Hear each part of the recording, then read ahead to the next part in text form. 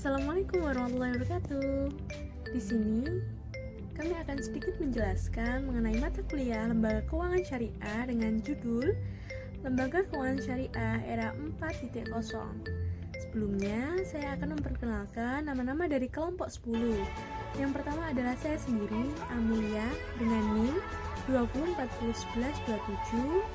Dan yang kedua adalah Optika Kurota Ayun dengan NIM 20401132.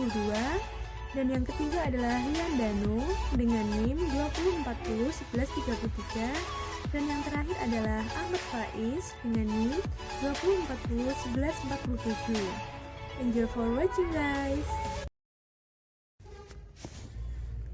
Yang pertama adalah mengenai pengertian dari revolusi industri 4.0. Menurut Herman 2015 mengatakan bahwa revolusi industri 4.0 adalah sebuah era industri digital di mana seluruh bagian yang ada di dalamnya saling berkolaborasi dengan berkomunikasi secara real time di mana saja, kapan saja dengan pemanfaatan IT atau teknologi informasi.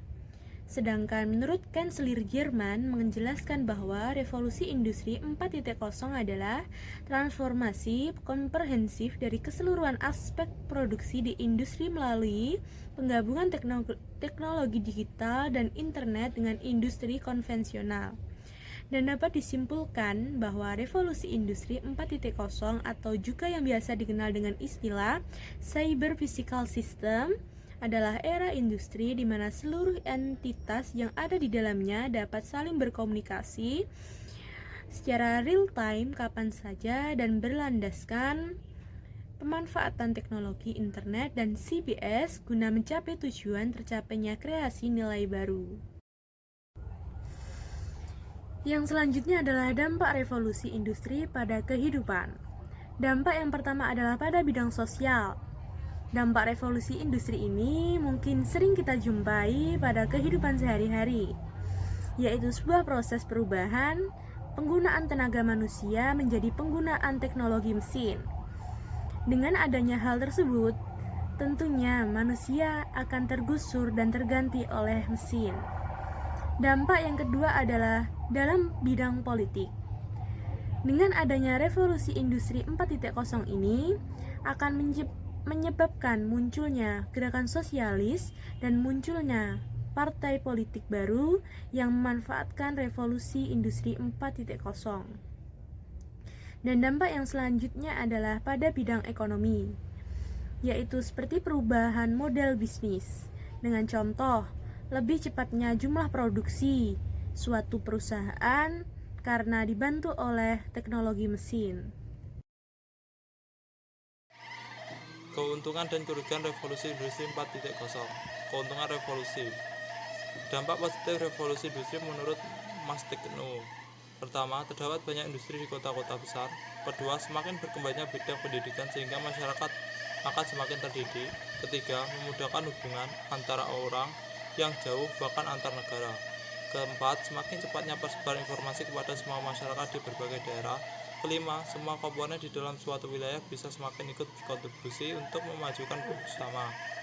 Kerugian revolusi industri. Berikut di bawah ini merupakan beberapa kerugian terjadinya revolusi industri. Pada saat sekarang ini, dampak negatif revolusi industri yang pertama, timbulnya diskriminasi sosial di dalam kehidupan masyarakat. Kedua, timbulnya suatu kapitalisme di dalam bidang perekonomian. Ketiga, biaya kebutuhan hidup semakin besar karena masyarakat semakin konsumtif. Keempat, sering tersebarnya berbagai macam berita hoaks dan banyak yang mempercayai berita hoaks tersebut. Kelima, khususnya di Indonesia sendiri, banyak sumber daya alam yang diolah oleh pihak asing karena mereka yang memiliki teknologi dan menguntungkan pihak asing namun merugikan bagi pihak Indonesia. Keenam, persebaran teknologi yang belum merata terutama di wilayah-wilayah pedesaan. Sejarah revolusi industri 4.0. Revolusi industri 4.0 pertama kali dikenalkan oleh Profesor Klaus Schwab dan Ketua Eksekutif World Economic Forum Dijelaskan bahwa revolusi industri 4.0 mengubah hidup dan kerja manusia secara fundamental. Revolusi industri ini merupakan generasi keempat yang memiliki skala ruang lingkup dan kompleksitas yang lebih luas dibandingkan sebelumnya. Revolusi industri sendiri dimulai sejak abad ke-18 untuk mengembangkan industri kreatif. Adapun bidang-bidang yang mengalami terobosan dengan munculnya teknologi baru adalah: pertama, robot kecerdasan buatan; kedua, teknologi nano; ketiga, bioteknologi; keempat, teknologi komputer kuantum; kelima, blockchain seperti Bitcoin; keenam, teknologi berbasis internet; ketujuh, printer 3 dimensi. Tantangan digital ekonomi di Indonesia. 1.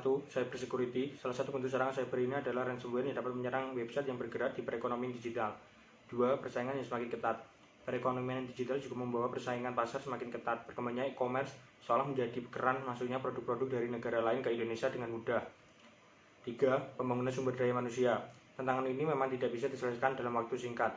Salah satu pemecahannya ialah pemerintah lagi-lagi harus bekerja sama dalam mengedukasi masyarakat dan mempersiapkan sistem pendidikan yang sesuai dengan perkembangan zaman jika ingin memiliki daya saing yang baik dalam menghadapi ekonomi digital saat ini. 4. Ketersediaan akses internet yang mumpuni.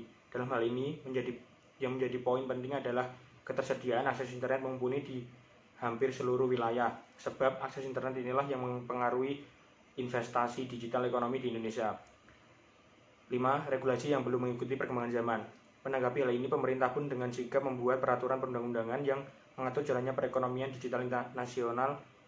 Begitu pula dengan lembaga-lembaga terkait ini semata-mata untuk melindungi hak konsumen dan pelaku ekonomi digital agar dapat berjalan dengan baik di masa mendatang.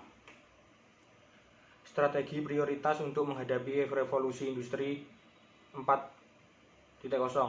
Yang pertama, perbaikan alur-aliran barang dan material. 2. Mendesain ulang zona industri. 3. Peningkatan kualitas sumber daya manusia. 4. Pemberdayaan UMKM. 5. Insentif untuk investasi teknologi. 6. Pembangunan ekosistem inovasi. 7. Tarik minat investor asing. 8. Harmonisasi aturan dan kebijakan. 9. Pembangunan infrastruktur digital nasional. 10. Mengakomodasi standar keberlanjutan. Dan yang terakhir ada pun contoh penerapan industri 4.0. Yang pertama ada e-commerce. Contoh yang pertama adalah e-commerce yang merupakan transformasi dari industri retail yang tersentuh pengaruh teknologi yang kemudian berubah menjadi hal tersebut. Dan yang kedua ada agregator layanan. Agregator layanan yang dimulai dari agregator properti, transportasi, layanan kesehatan, hingga reksadana. Dan yang ketiga ada agensi digital marketing.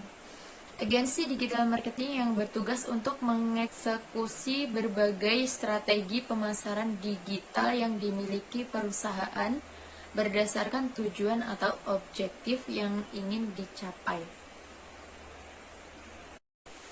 Dan keempat ada pembayaran digital. Hal ini dapat kita lihat melalui industri pembayaran digital yang saat ini terus-menerus bertumbuh. Hingga saat ini terdapat lebih dari 10 vendor pembayaran digital yang beroperasi di Indonesia dengan fitur dan keunggulannya yang berbeda masing-masing. Dan yang terakhir ada kursus online. Hal ini juga didukung dengan adanya pandemi saat ini yang sudah terjadi sejak awal 2020. Oleh sebab itu, industri di bidang ini semakin tumbuh dengan pesat. Sekian presentasi dari kelompok kami. Jika ada kurang lebihnya kami mohon maaf. Dan jika ada pertanyaan ataupun pembahasan yang kurang jelas, silahkan ditanyakan di forum diskusi yang telah disediakan. Terima kasih. Wassalamualaikum warahmatullahi wabarakatuh.